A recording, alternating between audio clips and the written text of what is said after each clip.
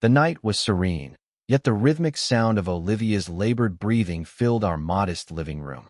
My 8-year-old daughter sat in her wheelchair, her delicate fingers trembling as she pressed the inhaler to her lips. The device emitted a faint hiss, signaling its near depletion. My heart raced as I silently pleaded for it to sustain her through the night. "I'd do anything to keep her alive," I murmured to myself, unaware of the impending storm that would soon engulf our lives. We had recently relocated to this quaint neighborhood, seeking a fresh start after years consumed by hospital visits and mounting medical expenses. Olivia's lungs were fragile, scarred by cystic fibrosis, but her intellect was nothing short of extraordinary. She tackled complex mathematical problems with ease and developed simple computer games on her laptop. She was my little genius, encased in a vulnerable body. Then came Mrs. Thompson, the self-appointed head of the Homeowners Association. She was notorious for her strict adherence to neighborhood aesthetics and had taken an immediate disliking to our slightly unkempt yard. Olivia's oxygen tank sat on our porch, a lifeline that didn't align with Mrs. Thompson's vision of suburban perfection. One afternoon, as Olivia sat outside with her inhaler resting on her lap, Mrs. Thompson marched over, her heels clicking ominously against the pavement. Without hesitation, she snatched the inhaler from Olivia's grasp. "This is garbage," she snapped, stuffing it into her handbag. Olivia's eyes widened in shock, too frightened to utter a word. I pleaded with Mrs. Thompson to return it, but she merely smirked and strutted away, leaving us in stunned silence. That night, Olivia's condition deteriorated. Her breaths became more strained, her lips tinged with a frightening blue hue. I held her close, tears streaming down my face. "Stay with me, sweetheart," I whispered, my voice breaking. By morning, she was pale and exhausted, yet her determination remained unshaken. Her fingers danced over her laptop's keyboard with purpose. "What are you working on, honey?" I inquired, my voice laden with concern. "Fixing it," she replied weakly, a faint smile gracing her lips. Despite her weakened state, Olivia had managed to hack into the HOA's records, uncovering evidence of Mrs. Thompson's embezzlement and deceit. Armed with this information, we attended the next HOA meeting. As Mrs. Thompson began her usual condescending address, Olivia's synthesized voice interrupted the proceedings. "You took my breath away. Give it back." Gasps echoed throughout the room as Olivia presented the incriminating evidence. Faces turned from shock to anger as neighbors confronted Mrs. Thompson about her misdeeds. Humiliated, she retrieved Olivia's inhaler from her bag and tossed it onto the table before storming out. Olivia reached for it, taking a deep, relieving puff. I embraced her tightly, tears of pride and relief mingling on my cheeks. In the days that followed, Olivia's health continued to wane. The doctors delivered the devastating news. Her lungs were failing. I sold everything of value, our car, my wedding ring, to afford her medication, but it was never enough. One rainy afternoon, Olivia called me over to her side.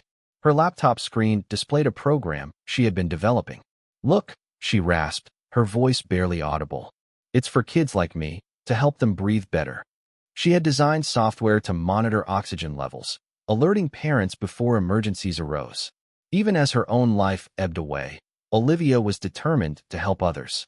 Tears blurred my vision as I whispered, "You're amazing." She grinned, pride shining through her exhaustion. A violent cough racked her frail body, specks of blood staining her lips. Panic surged within me, but she grasped my hand firmly. "Don't cry, Mom. I'm not scared." That night, her condition worsened. I carried her to the couch, her body alarmingly light in my arms. She nestled into me, her breathing shallow. "Sing to me," she pleaded softly.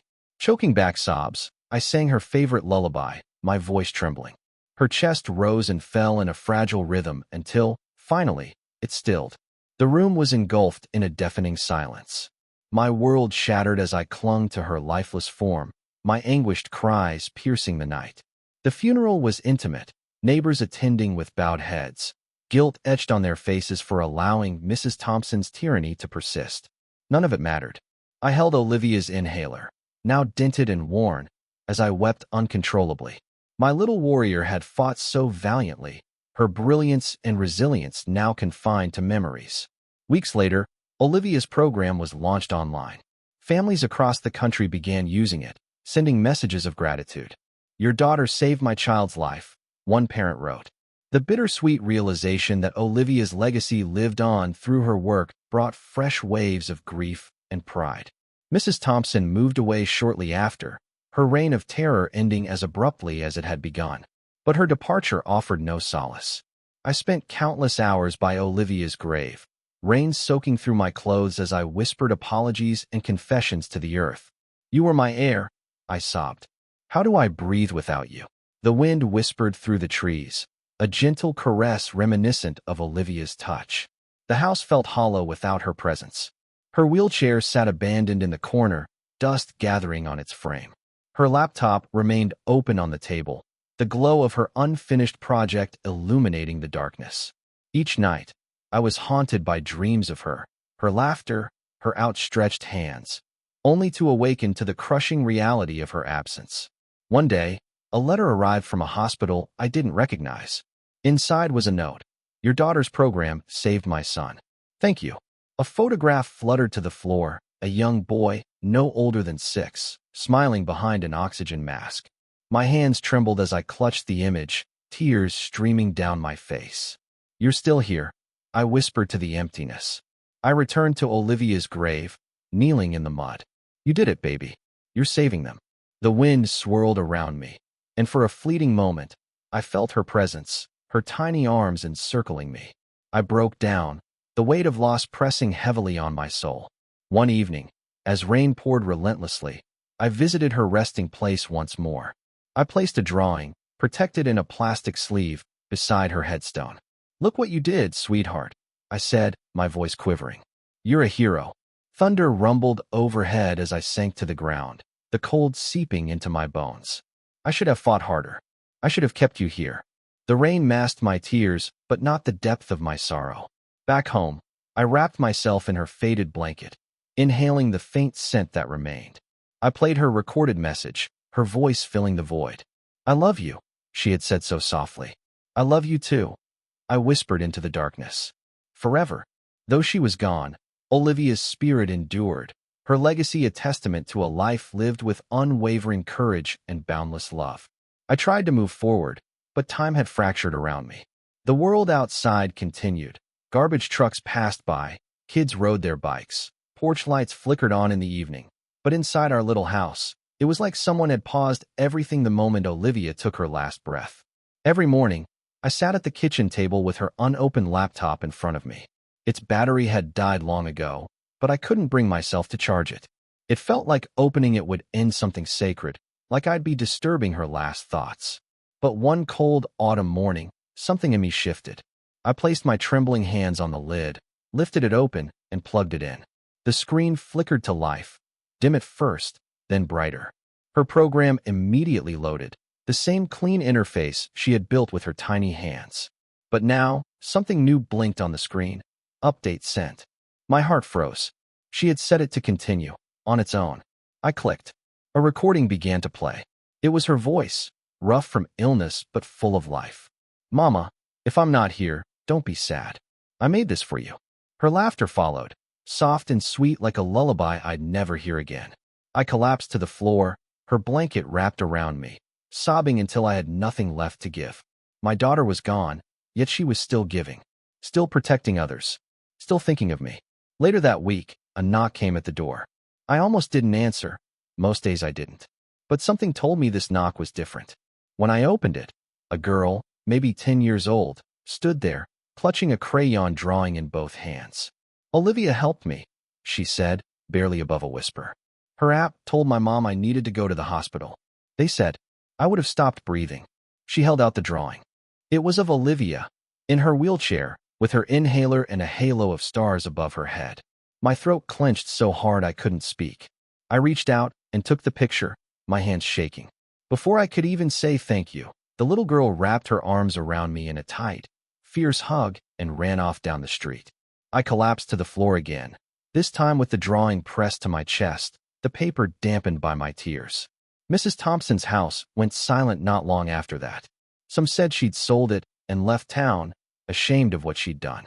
Others said she was still around, hiding from the stares, from the guilt. I didn't care. Whether she stayed or left wouldn't bring my girl back.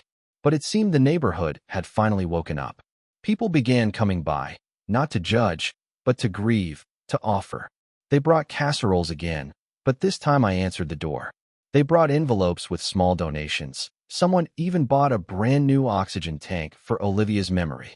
No one said her name loudly. It always came out like a prayer. One night, I visited her grave again. I brought the little girl's drawing, now framed, and set it beside her stone. The rain poured, drenching me, but I didn't move. I sat in the mud, holding that inhaler to my chest like it still carried her breath inside. You did this, I whispered through the storm. You're saving them, baby. Even now. The wind picked up, curling around me, and I swear, I felt her. Just for a second. Her warmth, her spirit, her love. I cried harder than I had in weeks, sobbing into the soil, into the memory of her laugh, the sound of her tapping away at her keyboard late at night. Back at home, I began reading every message her program had received. Hundreds of them. Parents from everywhere. Photos of kids breathing freely, smiling. A hospital in Utah had integrated her code into their pediatric system. A clinic in rural Mississippi credited Olivia's software for catching 3 near-fatal events in 1 week. Her name, though they never knew her face, was whispered in hospital corridors, praised in chat forums for parents of children with chronic lung diseases. She was a legend, not the kind who filled stadiums or stood on stages. No, Olivia was the kind of legend who saved lives quietly, with shaky fingers and a whisper of genius. I started speaking again, at first to myself, then to others. I was invited to a support group and shared her story. I told them about the day Mrs. Thompson took her inhaler, about the night her lips turned blue, about how she coded until her lungs gave up, about the last lullaby. People wept. They stood in silence. One mother hugged me so hard I thought I'd break. Your girl saved my baby, she said. In time, I found a little peace in those moments. I started writing again, journaling like I used to before life became survival. Every page was a letter to Olivia. I told her about the world she left behind, how the sky still blushed pink at sunset, how her cat still curled up in her chair every night, how I still sang her lullaby, even if my voice cracked on every note. The wheelchair still sat in the corner of our living room. I dusted it now. I even talked to it. The laptop, too, stayed open, running her program, updating as needed. Her digital legacy was alive, breathing, even if she wasn't. And then, one day, the strangest thing happened. A local news crew showed up. Word had spread, I guess. They wanted to do a story on Olivia. I almost said no. But then I thought, she wanted to help people. She wanted to be heard. So I said yes. I stood on our porch, the same one where her oxygen tank used to sit, and told the world about my daughter. About her courage, her code, her quiet, unbreakable will. The story aired the following week. Letters poured in. Donations too. Not to me, but to children's hospitals around the country. Some people even started calling for a tech scholarship in her name. The HOA never recovered. Without Mrs. Thompson, the rules softened. The rigidity dissolved.